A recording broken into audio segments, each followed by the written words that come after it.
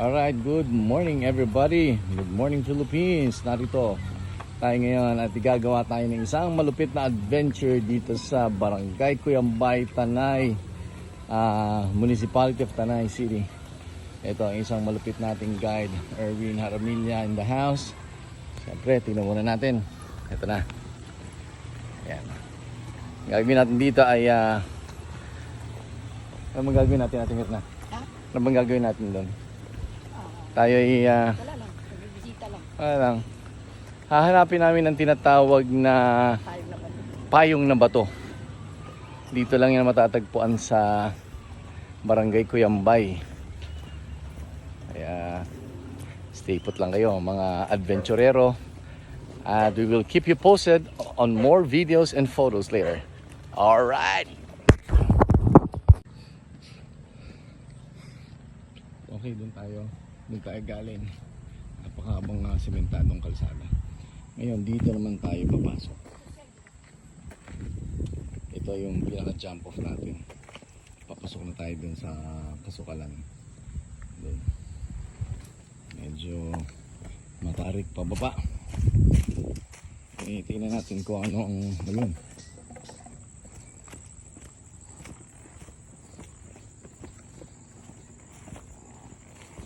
Medyo basa.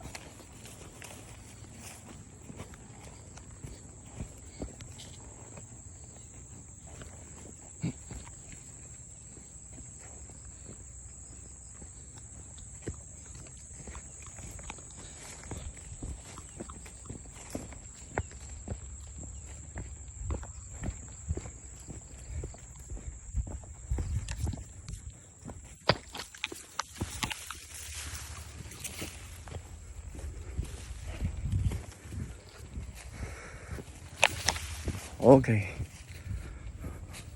Medyo matataas ang mga talahib dito. Kasi ito na yung papasok doon sa kasukalan.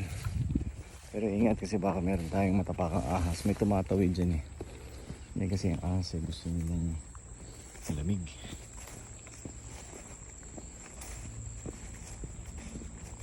Yan.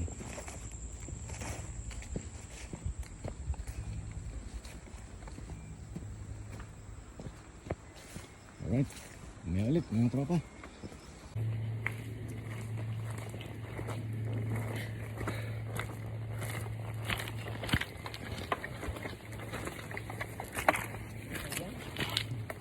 May tungkod na nga ako eh.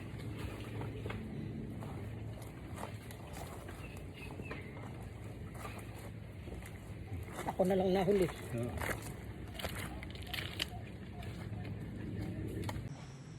Ayan, oh. That's what you call a wild honeybee. Dami yan, oh. Siguro mga naaabot na mga nasa 4 na litro yan. 4 na litrong honeybee.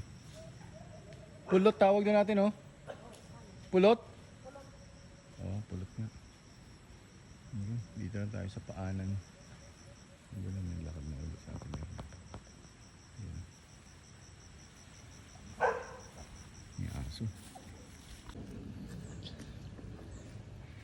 Ito na ang first assault from the Kapatagan. Ito.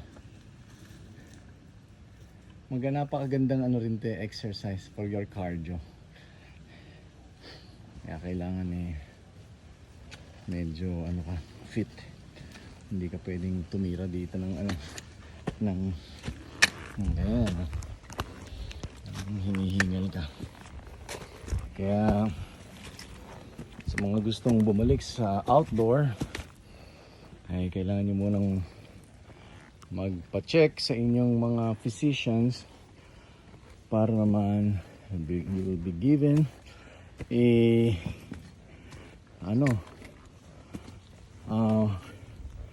certificate that you are allowed to do outdoor activities.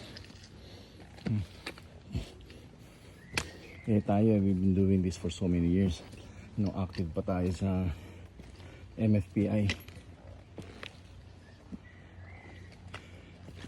Namin na natin akit eh. Akit natin ng pulag. Akit natin ng batulaw. Sobrano. Napakarami po. Oops.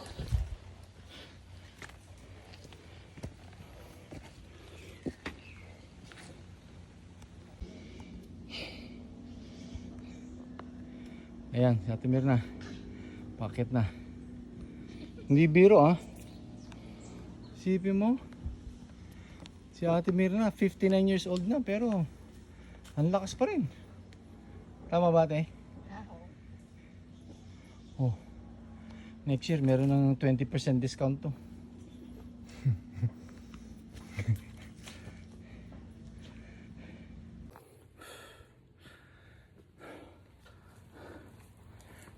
Ito si Kuya, kasabay natin. Saan ka papunta, Kuya? Sa windmill. Windmill din. Mga ilang kilometro pa to? Layo pa. Mga dito kasi sa Rizal kapag ninuso 1 kilometro ata ito. malapit lang. Pag ninuso malapit lang. Pero pag lalakarin mo mahigit 1 kilometro na paakyat. Ingit ka, Kuya, tira. Sige. Yan.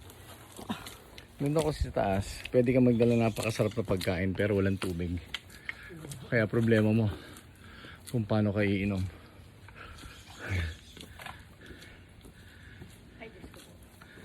Ay, Diyos nating lahat. Alright. Ito ang pilot episode ng ating Adventurero 101.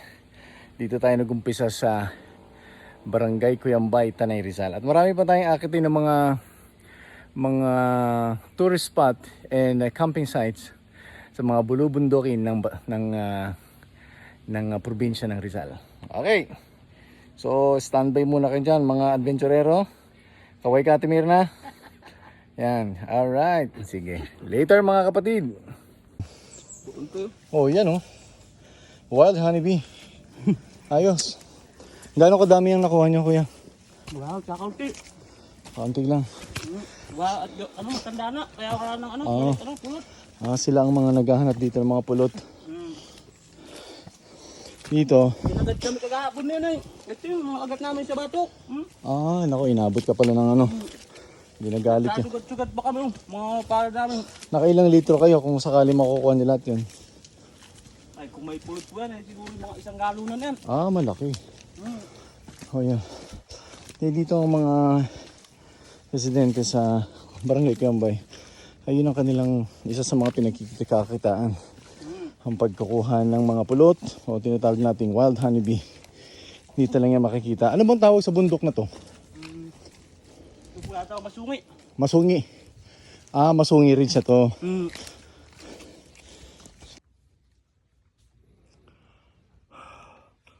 Alright. Alright friends, nandito na tayo. Ngayon, ano ba ang taas natin ngayon? Ano ang ating elevation? Altitude natin ay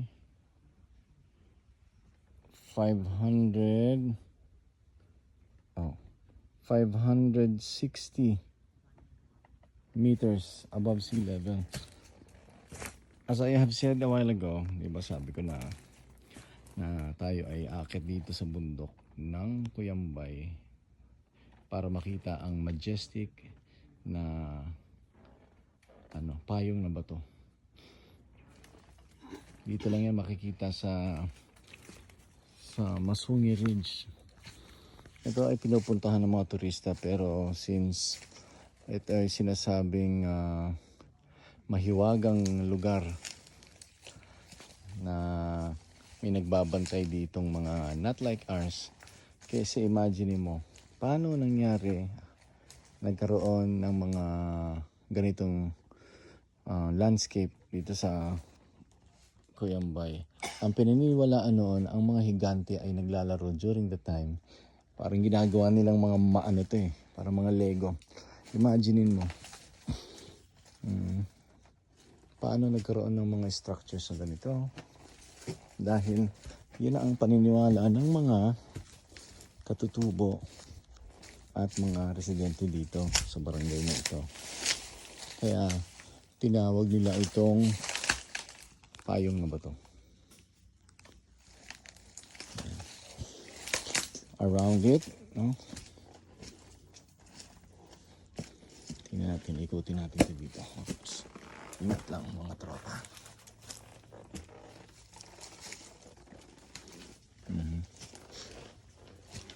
See?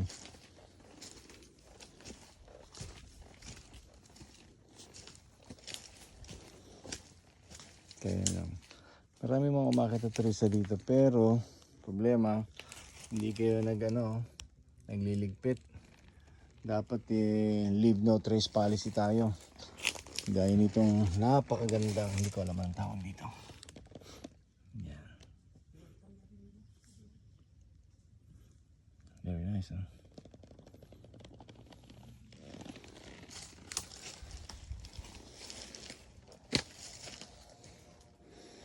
There you have it.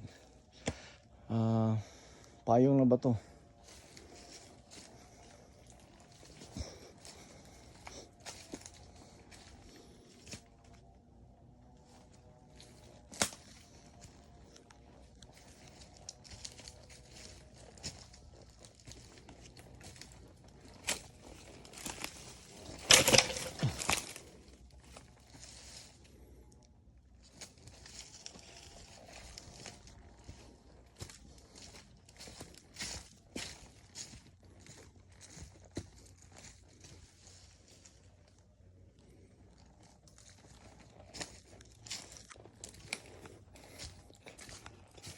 Ang galing. Okay. Di pa tayo dun sa kabila.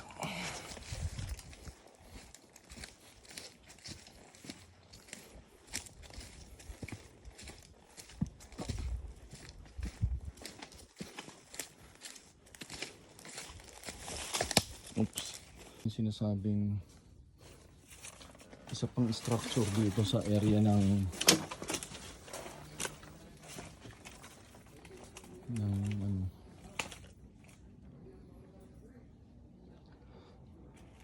payong na bato. Ito yung isang malaking balete.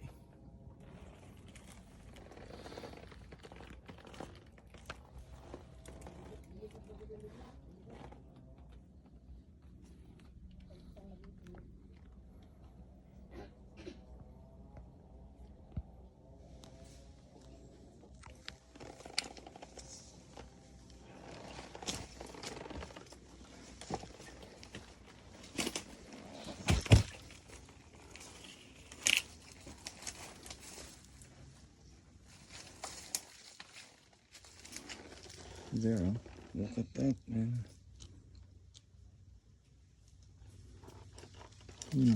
Patong mo. Isang malaking bato, pero nakapatong lang sa mga ilang pirasong bato. Oh goodness. Galing. Eto na, pababa kami. At tapos na at nakita na namin ang napakagandang natural formation, rock formation dito sa ibabaw ng ano bang bundok ito? Dito sa Barangay Cuyambay. At kami naman ay babaybay pababa. Nawa ay hindi kami abutan ng ulan.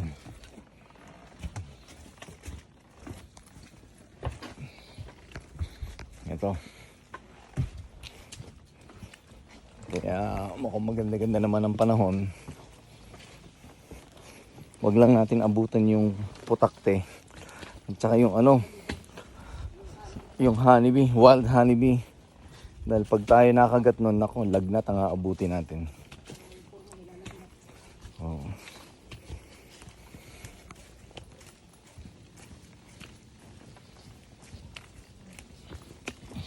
This is a very nice experience, magandang exercise, and someday we can invite mountaineers and hikers para makita nyo ang naitatagong ganda ng Masungi Ridge na tinatawag po nating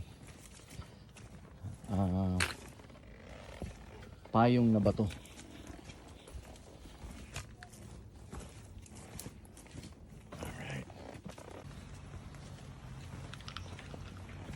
And nandito na tayo, nakabababa lang natin. Kapatagan na. Actually, napakabilis lang eh. 1 hour and 20 minutes papunta dun sa ridge. Tapos dun yun na makikita yung payong na bato. Malapit lang. Kaya hindi kayo mapapagod. Just bring your lunch. Don't forget to bring your water kasi walang water source dun. Although dito sa baba merong river, pero I doubt it kung drinkable yan. But for sure you're gonna enjoy the view, lalo yung trail kasi isang 45-degree angle, pero may enjoy nyo.